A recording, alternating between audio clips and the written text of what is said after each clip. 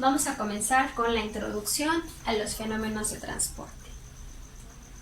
Para esta introducción vamos a tocar tres aspectos importantes: la dinámica de los fluidos, transferencia de calor, transferencia de masa.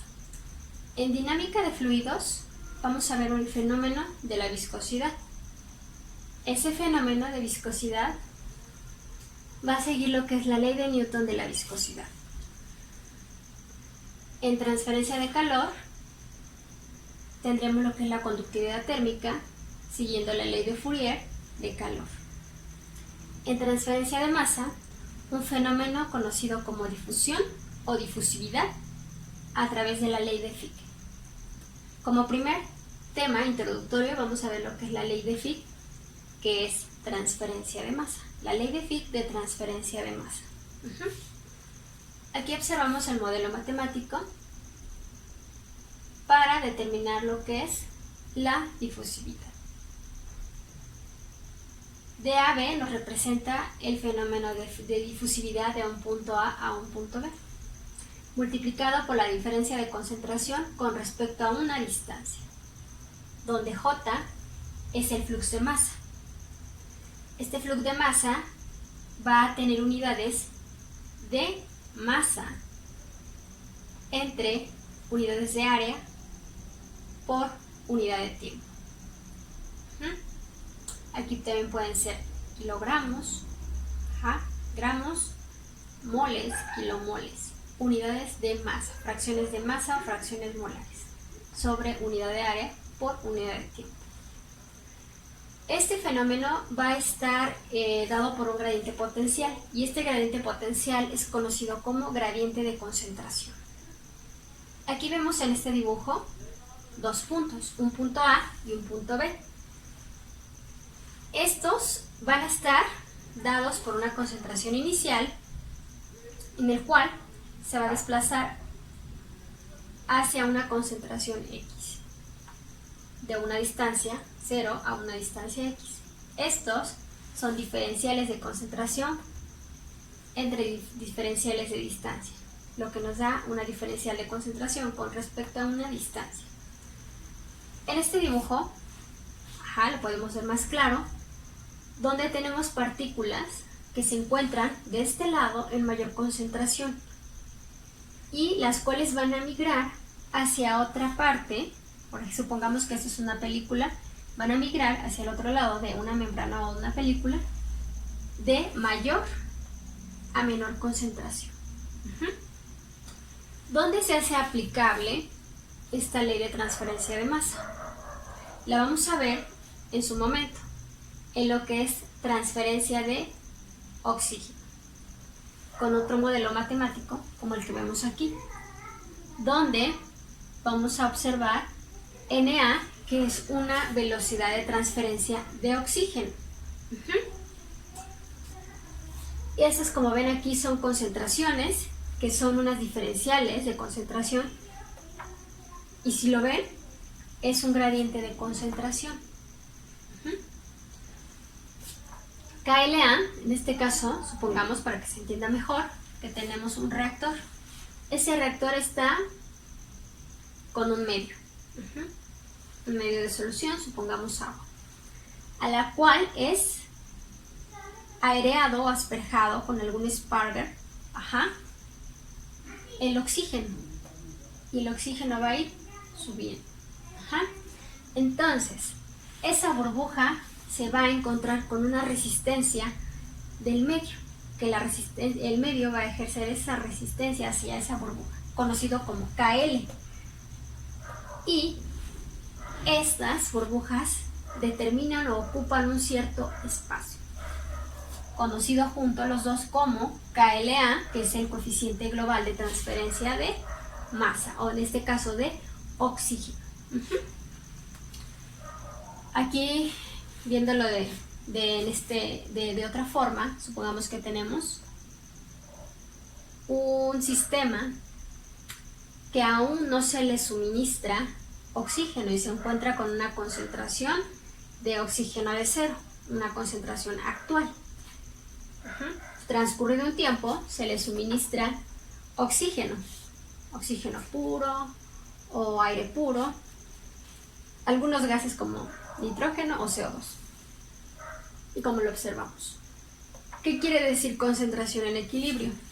Vámonos aquí a este gráfico, donde vamos a tener concentración con respecto al tiempo en el eje de las X el tiempo y en el eje de las Y las concentraciones. Vamos a tener lo que es una cinética de, en este caso, de transferencia de oxígeno, donde observamos que a un determinado tiempo esta va a alcanzar un estado estacionario o va a permanecer la solubilidad, en este caso de oxígeno, constante. Ahí le vamos a determinar o llamar concentración en equilibrio. Y esta que vemos aquí, la cual se encuentra a mayor velocidad conocida, va a ser la concentración de oxígeno. ¿De qué van a depender estos? De la solubilidad del medio dentro del sistema y de la temperatura. En el siguiente video vamos a ver lo que es la transferencia de calor por la ley de Fourier. Vamos a continuar con la ley de Fourier, que nos habla del fenómeno de transferencia de calor. Este lo vamos a representar con este modelo matemático, donde Q va a ser el flux de calor. El flux de calor en este caso va a ser una unidad de energía, de calor, entre unidad de área por unidad de tiempo. A diferencia de lo que era la difusión o difusividad, donde teníamos unidad de masa entre unidad de área por unidad de tiempo. En este caso estamos hablando ahora de transferencia de calor, ya no de masa. ¿Okay? Vamos a tener una K, que va a ser una conductividad térmica, y va a estar dada por una diferencial de temperatura con respecto a una distancia o espesor, mejor dicho. Este signo va a representar el fenómeno de transferencia de calor, pero en algunos casos no lo colocamos porque hay fenómenos que nos conviene que sean positivos. ¿Okay? Para explicar mejor esto, vámonos a esta parte de acá, donde tenemos una barrita metálica con cierta conductividad térmica, conocido como K, la cual va a tener un espesor considerado como X. Y va a estar a diferente temperatura, TA y TB. Esa diferencia de temperatura con respecto a esa diferencia de espesor que acabamos de mencionar de TA y TB, por los espesores nos va a dar la diferencial que comentábamos, diferencial de temperatura con respecto a un espesor. ¿Okay? Vámonos hacia acá de este lado. Ahora vamos a colocar en esos mismos términos hacia acá. Tenemos este bioreactor. Este bioreactor, si nosotros observamos, tiene una temperatura de líquido, una TA, y una temperatura del medio o del aire, TB. Si nosotros le hacemos un zoom al espesor del material con que está construido este bioreactor, que puede ser de borosilicato, de acero inoxidable, por ejemplo, va a variar el grado que tenga de acero inoxidable, 316 si es grado farmacéutico, 304 si es grado alimenticio. Ahora, volviendo acá, vamos a hacerle el zoom a esa barrita, la cual va a tener un espesor llamado X, una conductividad térmica llamada K, una temperatura TA mayúscula, que va a ser la del líquido, la del medio, una temperatura TB, que va a ser la del aire, de la pared externa, y aquí vemos unas pequeñitas, una TA minúscula y una TB minúscula, en pequeño. Esa TA va a ser, si te das cuenta, este material tiene una cara hacia afuera y una cara hacia adentro.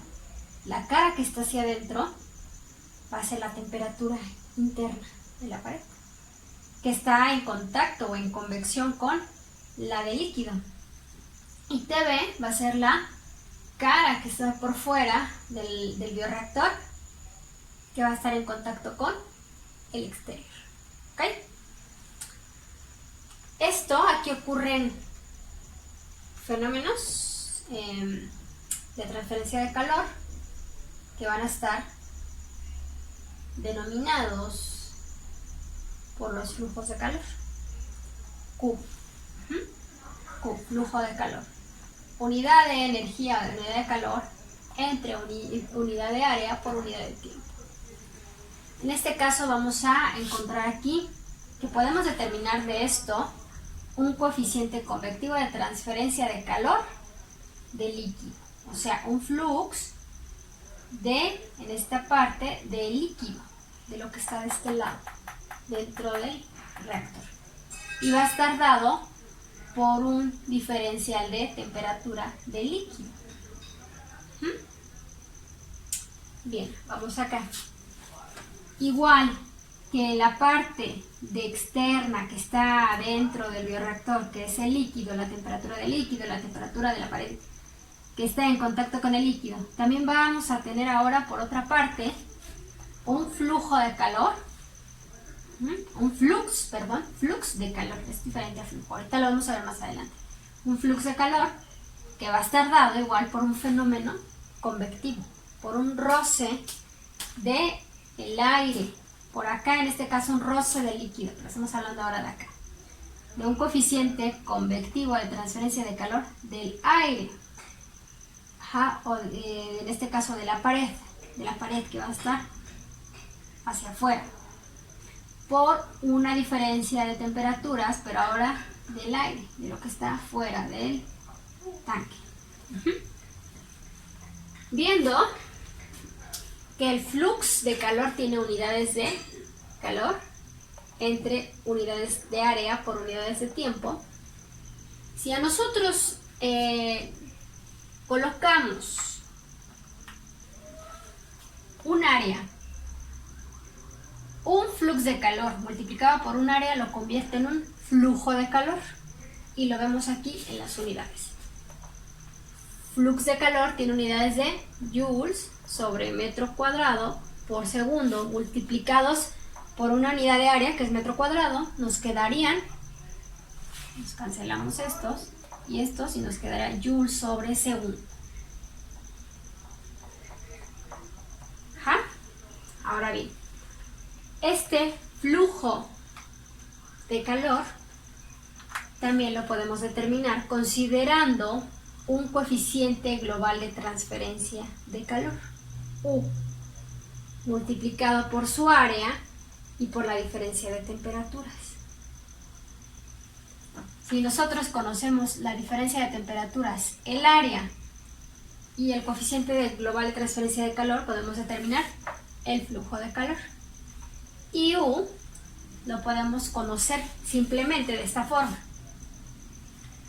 1, que en este caso va a ser 1 sobre estas resistencias. Estas que ven aquí son resistencias térmicas.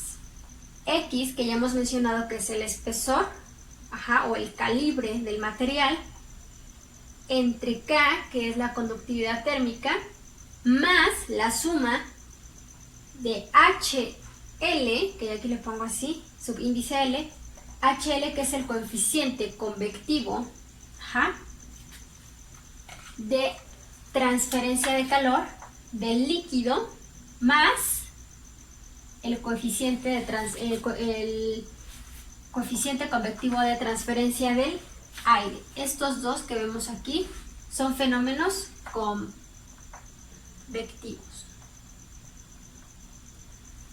Y este es un fenómeno de transferencia de calor conductivo.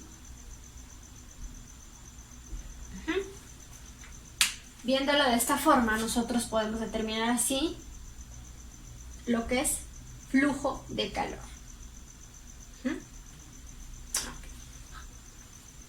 Gracias.